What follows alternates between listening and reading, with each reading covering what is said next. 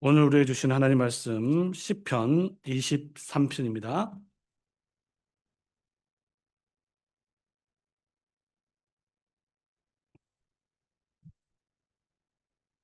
시편 23편.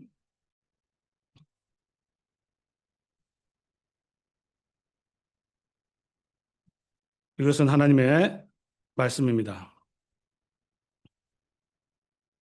여호와는 나의 목자시니 내가 부족함이 없으리로다. 그가 나를 푸른 초장에 누이시며 쉴만한 물가로 인도하시는도다. 내 영혼을 소생시키시고 자기 이름을 위하여 의의 길로 인도하시는도다. 내가 사망의 음침한 골짜기로 다닐지라도 해를 두려워하지 않을 것은 주께서 나와 함께 하심이라. 주의 지팡이와 막대기가 나를 안위하시나이다. 주께서 내 원수 목전에서 내게 상을 베푸시고 기름으로 내 머리에 바르셨으니 내 잔이 넘치나이다. 나의 평생의 선하심과 인자심이 정녕 나를 따르리니 내가 여호와의 집에 영원히 거하리로다. 아멘. 네. 오늘 읽은 말씀으로 참 교회 목자의 새 직무가 시행되는 곳이라는 제목으로 말씀을 증거하겠습니다. 오늘의 설교의 주제는 참교회의 표지가 되겠습니다. 교회의 표지, 이 말이 좀 생소할 분이 계실 텐데 사실은 어려운 말은 아닙니다. 우리 어린이들도 처음 접하니까 어렵게 생각하는데 표지라는 말은 이제 마크라는 말이에요. 마크. 이제 북마크가 이제 표지가 되겠습니다. 성경책 있잖아요. 이렇게 어, 빨간 줄, 이게 북마크예요. 북마크. 교회도 그와 같은 마크가 필요합니다. 이제 책을 읽다가 중요한 데 표시해 놓고 나중에 쉽게 찾을 수 있는 것이죠.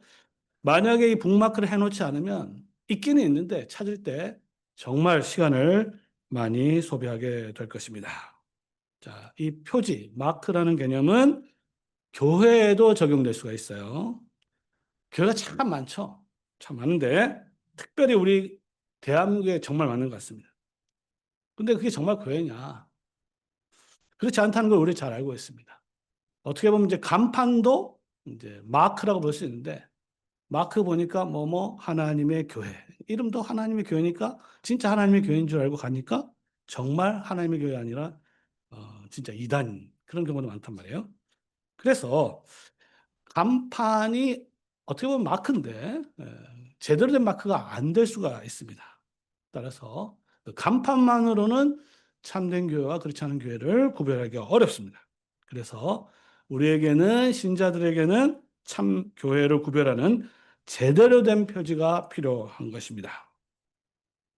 종교개혁 이전에는 이 교회 표지라는 개념이 성도들의 삶에 뭐 거의 중요하지 않았습니다.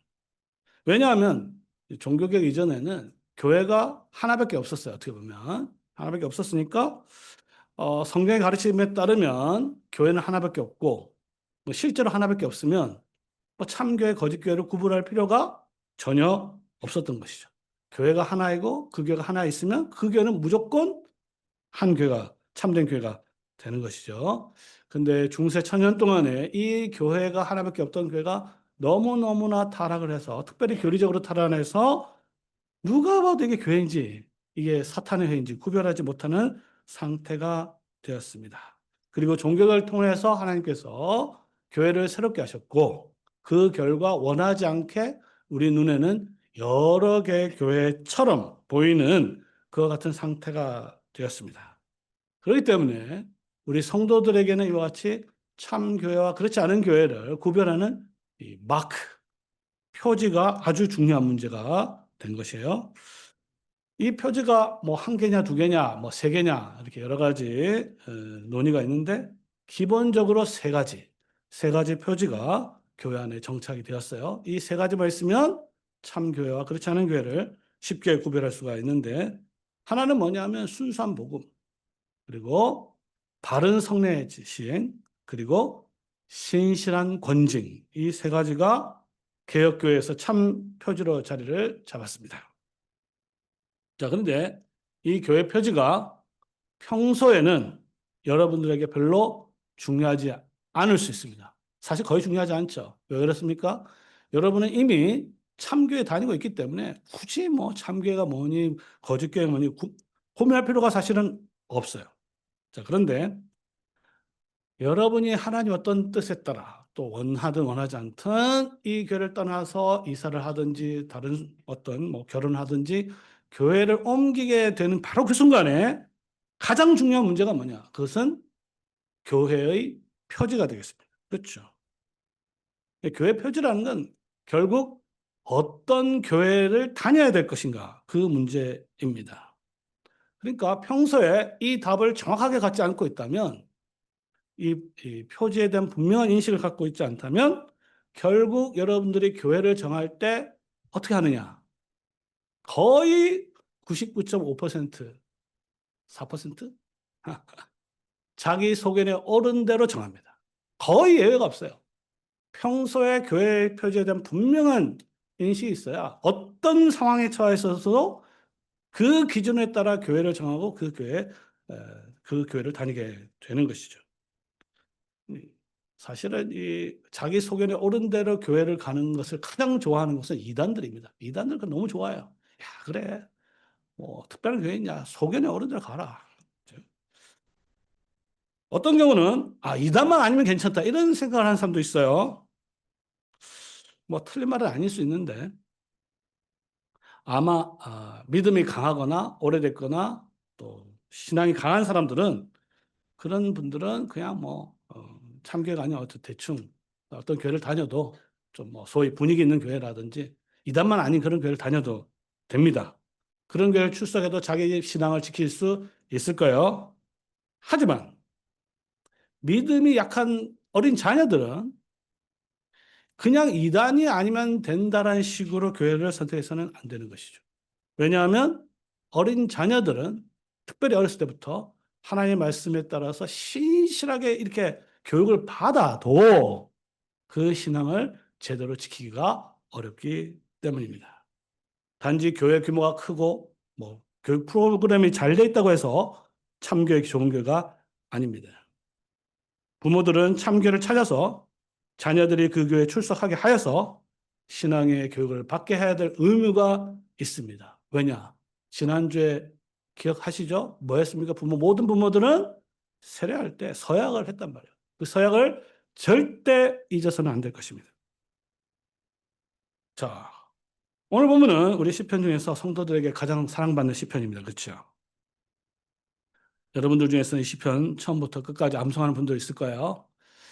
우리 주일학교 학생들 좀 외우는 성경 암송 훈련 좀 시키면 좋겠습니다. 우리 선생님들. 자, 특별히 시편 23편. 저도 주일학교 때 외운 이 시편 아직도 외우고 있습니다. 자, 근데 이 본문은 오늘 책은 교회의 표지와는 별로 상관이 없어 보여요. 실제로 이 시편은 교회에 대해서 말하기보다는 여호와 하나님에 대해서 말하는 것처럼 보이기 때문입니다.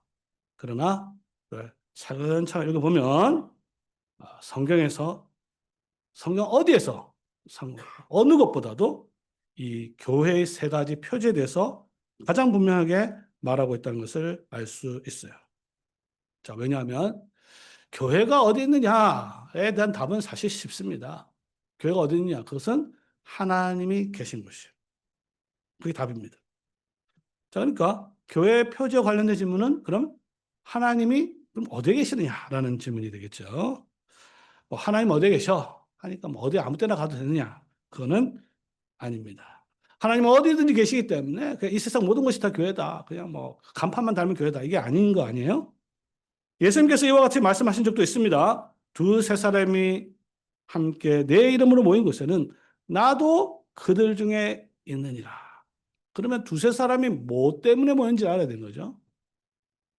이 본문을 마태복음 18장을 잘 읽어보면 이 모임은 우리 보통의 모임이 아니라 소위 말하는 치리회. 치리를 하기 위해서 모인 모임이라는 것을 분명히 알 수가 있습니다. 그렇기 때문에 하나님 바로 그곳에 계신 것이죠. 하나님이 계신 곳에 교회가 있다고 한다면 우리가 먼저 하나님이 어떤 분인지를 알아야 될 것입니다. 그러니까 하나님이 어떤 분인가 하고 교회가 어떤 것인가는 아주 밀접하게 관계가 있는 것이에요. 하나님 어떤 분이신가? 뭐 여러 가지 말할 수가 있겠지만 가장 확실한 답 중에 하나는 하나님은 유일하시고 참되신 성부, 성자, 성령, 삼일체 하나님입니다. 이게 어떻게 보면 가장 정확한 하나님에 대한 정의라고 할 수 있어요. 자, 근데 이것은 성도들이 이해하기가 좀 어렵죠. 특별히 자녀들이 이해하기가 쉽지가 않습니다. 그렇기 때문에 우리에게는 좀 더 쉬운, 확실한, 분명한 표지가 필요한 것이죠. 그런데 이 시편 23편은 하나님이 어떤 분인가 너무 쉽게 가르쳐 주고 있어요. 자, 우리 어린이들, 하나님은 오늘 시편 23편에 보니까, 23편에 보니까 하나님이 어떤 분이에요? 네, 하나님 어떤 분이라고 그랬어요? 하나님은 여호와는 나의 목자시다. 쉬워요, 어려워요? 쉽죠. 여호와는 목자이십니다. 그럼 조금 더 어려운 문제 될까요? 하나님이 목자라면 우리는 뭐가 될까요? 네, 우리는 양이 되는 거죠. 이거는 아주 초등학교도 이해하는 것이죠. 자, 그럼 좀 더 어려운 질문을 내겠습니다. 그럼 양은 어디 살아야 될까요? 자, 이게 조금 어려워요. 만약에 여러분이 이 시편 23편을 몰랐다면 양은 당연히 어디 살아야 돼요? 양 우리에 살아야 되는 겁니다. 그런데 우리가 읽은 시편 23편 제일 마지막 구절은 우리가 전혀 예상치 못한 답을 합니다. 양은 어디 살아요? 목자의 집에 산다. 이게 말이 안 되는 거죠. 양은 어디 살아야 돼요? 양은 양의 집에 살아야 되는 거죠. 그런데 오늘 시편에 보니까 양이 목자의 집에 살겠다 이렇게 이야기하고 있습니다. 이게 도대체 무슨 뜻인가를 살펴보겠어요. 자, 여호와의 집이 어디 있느냐, 목자의 집이 어디 있느냐라는 답에 대해서 구약 성도들은 그 답이 아주 분명했습니다. 그 답은 성전이었어요. 그러면 신약 시대 이 여호와의 집은 어디일까라는 질문이 되는 것이죠. 그것은 바로 목자가 하는 일이 시행되는 곳이다. 이렇게 이야기할 수가 있습니다. 이와 같이 시편 23편은 하나님이 누구라는 것과 그분이 무엇을 하시는가를 잘 노래하고 있습니다. 그러니까 하나님은 목자시다. 그럼 목자가 하는 일이 무엇인가? 여호와 하나님이 우리에게 목자가 되신다면 그분은 도대체 우리를 위해서 무엇을 하실까요? 하나님은 본질적으로 보이지 않습니다. 그렇죠?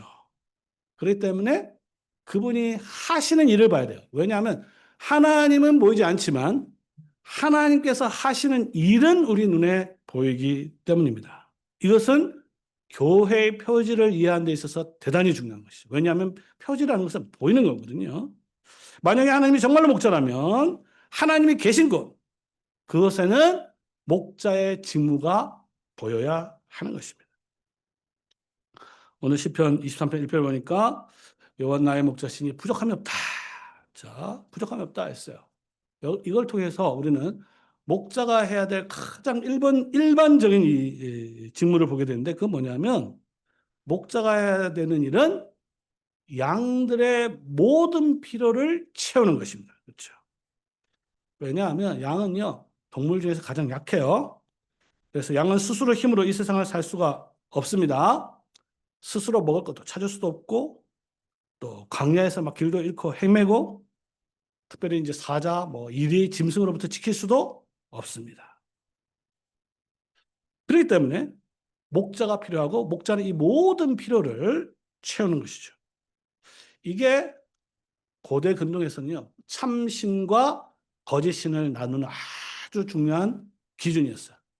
왜냐하면 거짓신들은 양의 필요를 채우는 게 아니라 양을 통해서 자기가 배부른 신, 양이 바치고 재물을 바쳐서 신들의 필요를 채우는 것이 누가 하는 일이냐? 이 백성들이 하는 일이에요. 양들이 목자의 필요를 위해서 존재하는 것이죠. 그런데 이스라엘의 참 하나님은 거꾸로 전혀 반대로 목자이신 하나님께서 양들의 필요를 채우시는 분이었습니다. 자, 그러면 그것이 무엇인가? 오늘 본문에 보면 세 가지가 나와요. 세 가지. 처음은 뭐냐면 푸른 초장과 쉴만한 물가입니다. 푸른 초장과 쉴만한 물가. 의외로 적지 않은 분들이 푸른 초장과 쉴만한 물가 알기는 아는데 이게 도대체 무슨 의미냐 물어보면 잘 모르는 경우가 있더라고요. 심지어 신학 교수, 제가 하는 학생들에게도 여기, 푸른 초장과 실만한 물가가 무슨 뜻이냐 하면 잘 모르겠다 그러더라고요. 근데 이거는 너무 쉽습니다. 왜냐하면 우리가 양이라고 생각하면 이 답은 너무 쉬운 거죠.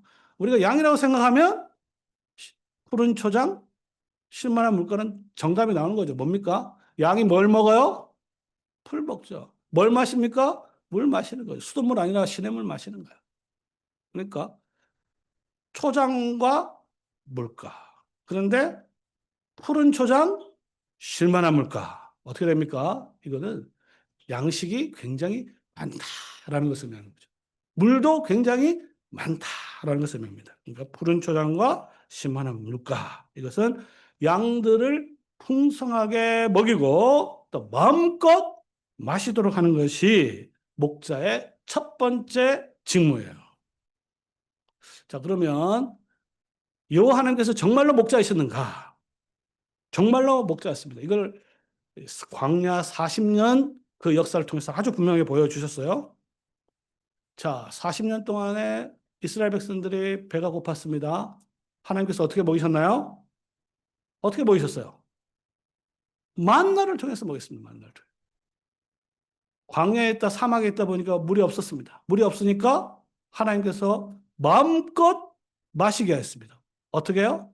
반석을 쳐서 반석을 통해서 엄청난 물을 흘려서 마시게 하였습니다. 그래서 이 만나와 물은 여호와 하나님께서 친히 이스라엘의 목자가 되신다는 것을 가장 분명하게 보여주는 이적이었어요. 신약에 오시면 예수님도 마찬가지죠. 예수님도 참된 목자였습니다. 광야에서 어떻게 했어요? 수많은 무리들 5천 명이나 되는 사람들을 보리떡 5개 물고기 2마리로 배불리 먹였습니다. 먹고 남았어요. 우리 친구들 광주리 몇 개 남았어요? 광주리 몇 개 남았어요? 무려 12광주리나 엄청난 광주리가 남았습니다. 그렇게 배부르게 먹였어요. 가나 혼인잔치에서 포도주가 다 떨어졌습니다. 마실 게 없어요. 그래서 하나님, 우리 주님께서는 어떻게 하셨어요? 물을 포도주로 만들어서 마음껏 마시게 하였습니다. 이게 바로 먹이고 마시게 하는, 이게 목자가 해야 될 첫 번째 일입니다. 자, 두 번째는 어떤 일을 하느냐? 오늘 본문을 보니까 의의 길로 인도하신다. 의의 길, 바른 길. 이게 목자가 해야 되는 일이에요. 양은 기본적으로 죄송하지만 어리석은 동물이에요. 우리는 기본적으로 어리석다 보면 됩니다. 스스로 그 푸른 초장이 어딘지 실만한 물가가 어딘지 알 수가 없어요. 이사야 선지자는 이것을 다음과 같이 잘 표현했습니다. 그 유명한 이사야 53장 6절에서 우리는 다 양 같아서 그릇 행하여 각기 제갈 길 가버렸다. 여호와 하나님은 광야길이라는 건 무슨 말입니까? 광야는요, 길이 없는 것이죠.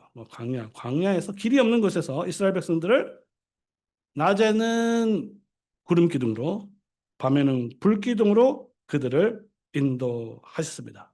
왜 그렇게 하셨습니까? 여호와 하나님께서 그들의 목자가 되셨기 때문이죠.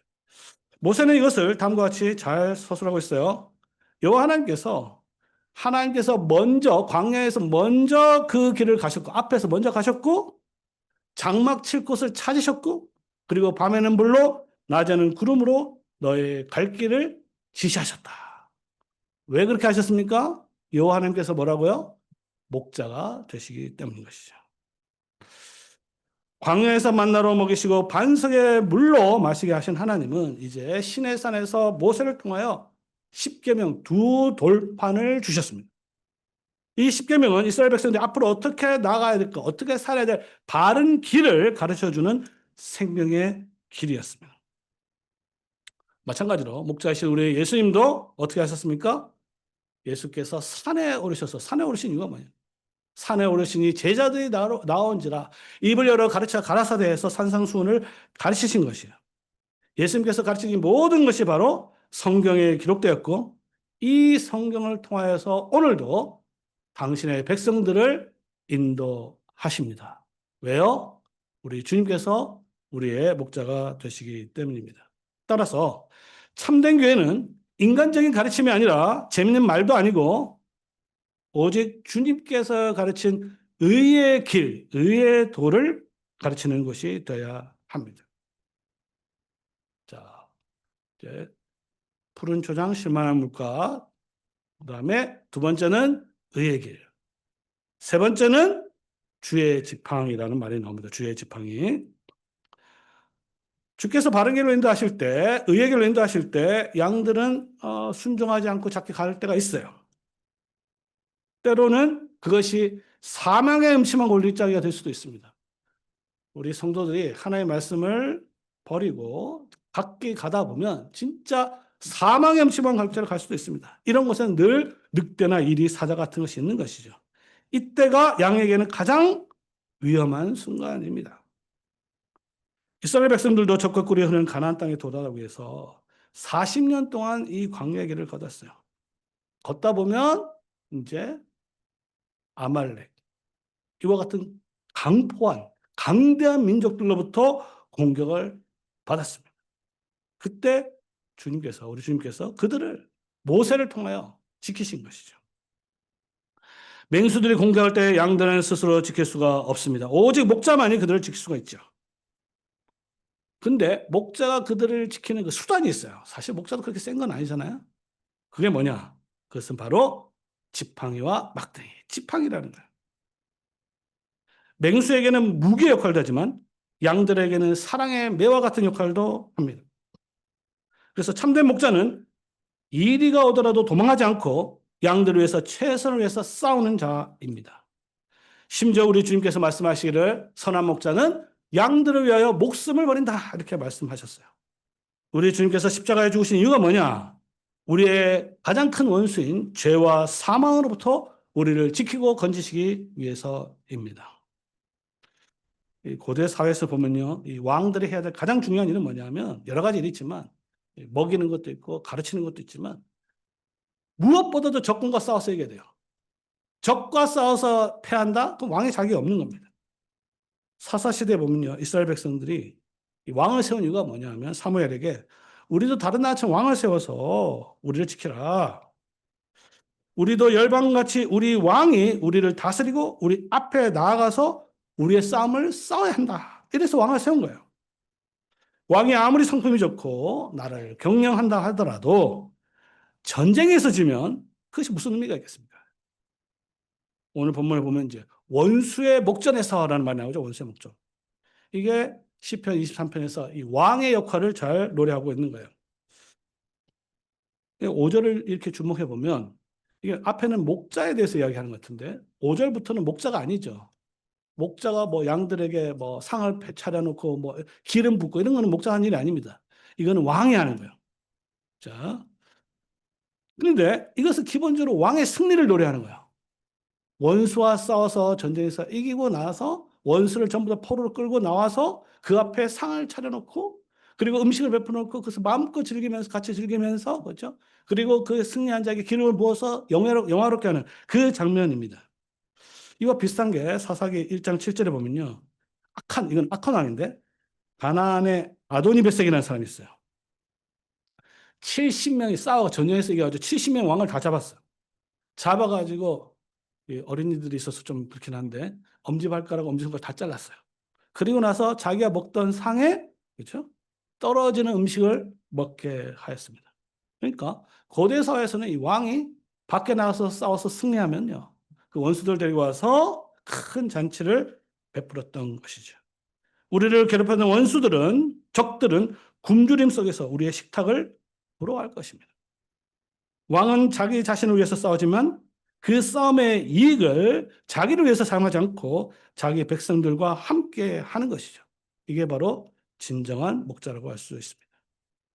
자, 이제 우리 목자가 하는 일 세 가지를 분명히 봤어요. 아주 쉽죠? 목자가 하는 일은 첫 번째는 푸른 초장 실만한 물가. 두 번째는 바른 길. 세 번째는 지팡이. 이 세 가지입니다. 자, 그러면 여호와님께서 우리가 목자가 되시면 자, 이렇게 이런 일을 하시면 도대체 우리는 뭘 해야 될 것인가? 뭐 이런 답이 나올 수 있을 거예요. 아, 그러니까 우리는 목사님 말 잘 듣고 따라가면 된다. 뭐 틀린 말은 아니죠. 틀린 말은 아닌데 맞지만 좀 허전해요. 그 이유는 뭐냐면 오늘 이 시편 23편 아무리 읽어봐도 그렇죠? 여호와 나의 목자시니까 목자 말 잘 듣고 잘 순종해라 이 말이 없잖아요. 그렇죠? 마지막 구절에 주목하시기 바랍니다. 여호와가 나의 목자시면 우리는 뭘 해야 되느냐? 내가 여호와의 집에 영원히 거하리로다. 영원히 살겠다. 주님과 함께 사는 것과 주님의 집에 사는 것은 조금 구별할 필요는 있는 거예요. 이 시를 지은 다윗이 이 시를 지었잖아요. 이 시를 지은 다윗에게 있어서 여호와의 집은 어딜까요? 그러면 성전이 아니죠. 왜냐하면 다윗 시대에 성전이 없었단 말이에요. 그러니까 이것은 성막입니다. 성막. 성막이 여호와의 집이란 말이에요. 하나님께서 거하시는 곳 바로 성막에 주님께서 계시는 곳이죠. 근데 이게 솔로몬 이후에 성전으로 바뀌게 되는 겁니다. 자, 근데 주님께서 성전에 계시니까 우리도 정말 나도 성전에 있어야지 영원히 성전에서 살겠다. 근데 이것도 좀 문제가 있죠. 왜냐하면 구약의 율법에 따르면 성전에는 누가 들어갈 수 있습니까? 아무나 못 들어가죠. 오직 레위 지파, 제사장만 거기 들어갈 수 있는 거예요. 다윗은 유다 지파이기 때문에 못 들어가는 거예요. 그러니까 이것은 여호와 집에 영원히 살리라라는 말은 좀 달리 보아야 하는 것이죠. 이를 위해서 우리가 알아야 될 것은 성전이 무엇인지 알아야 되는 것이죠. 성전이 뭐 하는 곳이냐 도대체. 성전은 하나님이 계신 곳인데 그 하나님께서 계신 곳에서 그 성전이 하나님이 어떤 일을 하는가를 가장 확실히 보여준 게 뭐냐면 그 지성소 안에 있는 언약궤입니다. 성전에서 가장 거룩한 곳이죠. 그리고 거기는 더 거룩한 언약궤가 있습니다. 자, 근데 그 궤는 상자죠. 상자 안에는 세 가지, 놀랍게도 세 가지가 있습니다. 하나는 뭐냐면 돌 두 개, 돌판 두 개, 그 다음에 항아리, 세 번째는 지팡이. 돌, 항아리, 지팡이. 이 세 가지가 있는 것이죠. 이것을 보면 왜 하나님의 백성이 성전에 거해야 되는 그 이유를 알 수가 있는 것이에요. 하나님은 이스라엘 백성들을 애굽에서 건져내시고 그렇죠? 율법의 요약이라고 할 수 있는 그 법을 돌에 새겨서 영원히 잊어지지 않도록 돌에 새겨서 상자 안에 넣도록 하셨습니다. 언약궤 안에 집어넣었어요. 그리고 만나의 사건을 영원토록 기억하도록 하기 위해서 그 만나를 항아리에 담아서 언약궤에 두었습니다.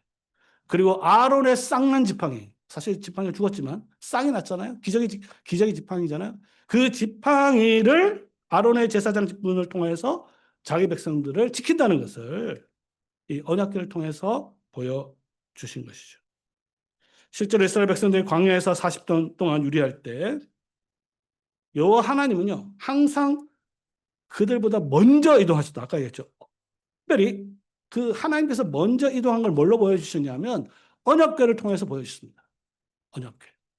언약궤가 3일 먼저 이동을 해요. 3일 먼저. 민수기 10장에 보면 그래서 그 언약궤가 아까 여호와 하나님께서 실 곳을 찾으시고 장막 칠 곳을 찾았다는데 구체적으로 그들이 어떻게 알았냐면 언약궤를 통해서 알 수 있었던 거죠. 언약궤가 먼저 가서 3일 먼저 가서 찾으시고 장막 칠 곳을 찾아서 그래서 이스라엘 백성들이 언약궤가 출발할 때 그는 하나님이 출발하는 거예요. 그래서 백성들이 소리쳤습니다.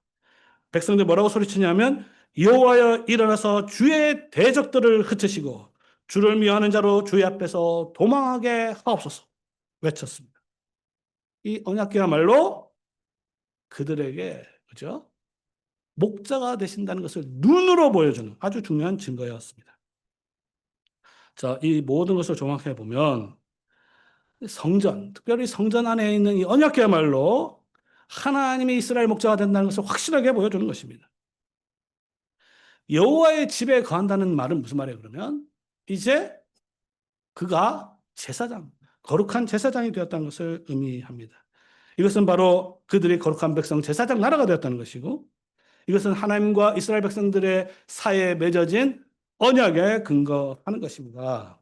언약을 체결한 다음에 하나님은 이스라엘 백성들을 자기 식탁에 초대하시고 기름 머리에 부어서 영화롭게 하시고 그를 항상 선하심과 인자하심으로 대하는 것이죠. 또는 이제 시편 23편 마지막에 보면 선하심과 인자하심이 나를 막 따라다닌다. 이게 이제 우리 뭐 중고등학교 비유법에 보면 무슨 법이에요? 이게 의인법이잖아요. 의인법. 성경에도 보면 의인법이 있습니다. 의인법을 통해서 이 시라는 게 있죠. 수사법을 사용하는 거잖아요. 선하심과 인자하심이 반드시 날 따라온다. 여호와 하나님께서 반드시 우리를 선하심과 인자하심으로 대한다라는 것이죠. 그래서 우리는 이 시편 23편을 언약적인 관점에서 볼 수가 있습니다. 자, 이제 말씀을 정리하도록 하겠습니다. 자, 이제 우리에게 남은 질문은 도대체 우리에게 여호와의 집이 어디냐? 하나님이 우리의 목자라는 것을 모르는 사람 누가 있겠어요? 근데 그 목자의 집이 어디냐? 예전에는 하나님이 어디 계셨냐? 돌로 된 집에 계셨어요. 그러나 이제는 죽은 돌이 아니라 살아있는 돌로 된 집에 거하십니다. 이 살아있는 돌은 말씀과 성령으로 중생한 성도들을 가리키죠. 베드로전서 2장 5절. 그러니까 하나님께서는 죽어있던 여러분들을 성령으로 중생해서 산돌이게 하시고 그 산돌을 엮으셔서 하나님의 집으로 만드시고 그곳에 계시는 것이죠. 그래서 살아있는 돌이 연합해서 하나님의 성전이 되시고 하나님은 그곳에 계시는 것입니다. 왜 그러면 오늘날 이 교회가 하나님의 여호와의 집이 될 수 있는가? 새 시대가 되었지만 여호와의 하나님의 목자 되시면 오늘날도 동일합니다. 왜냐? 이 교회에서 우리 모두가 거룩한 제사장이 되어서 모든 성도들은 첫 번째 성찬의 떡과 포도주를 통하여 잔을 통하여 참된 양식과 음료가 되신 예수 그리스도를 먹고 마시는 거죠. 이게 표지입니다. 첫 번째 표지예요. 그러니까 여러분들이 교회를 찾을 때 제일 중요한 것은 바로 이 표지입니다. 여러분들이 먹고 마셔야 된다는 것을 절대 잊어버리면 안 되는 거죠. 이걸 잊어버리면 그냥 프로그램 좋은 교회, 분위기 좋은 게 이런 데 가는 거예요. 근데 여러분들이 먹고 마셔야 되는 양이라는 것을 안다면 제일 중요한 거는 먹고 마시는 겁니다. 그리고 이 식사를 통해서 성도들은 영원한 생명과 기쁨을 누리게 되는 것이죠. 그리고 이 교회에서는 사도들의 가르친 복음이 얼마나 순수하게 선포하게 되는가에 따라 성도들은 바른 길, 의의 길을 걸어가게 되는 것입니다. 그리고 이 선포된 순수한 복음에 따라 하나님의 그 권징이 얼마나 신실하게 시행되는가에 따라 교회가 든든하게 세워지게 되는 것이죠. 그래서 우리가 말씀과 성례와 기도. 사실 순서는 성례와 말씀과 기도인데, 권징이죠. 말씀과 성례와 이 권징을 참된 교회의 세 가지 표지라고 이야기합니다. 그러니까 말씀이 얼마나 섞이지 않고, 여기서 중요한 건 섞이지 않는다. 순수하게 선포되는가에 따라, 그리고 이 성례가 얼마나 바르게 말씀에 따라 시행되는가에 따라, 그리고 그 순수한 말씀에 따라 천국의 열쇠인 이 권징이 얼마나 신실하게 시행되는가에 따라 교회가 더 잘 보이고 더 분명하게 보이고 또는 저게 교회 맞나 이런 생각이 들게 되는 것입니다. 자, 그렇다면 참된 성도들은 어떻게 해야 될까요? 오늘 본문을 통해서 교회의 표지가 뭔지 확실히 우리가 배웠으니까 배운 걸 우리에게 적용시켜야 되는 것이죠.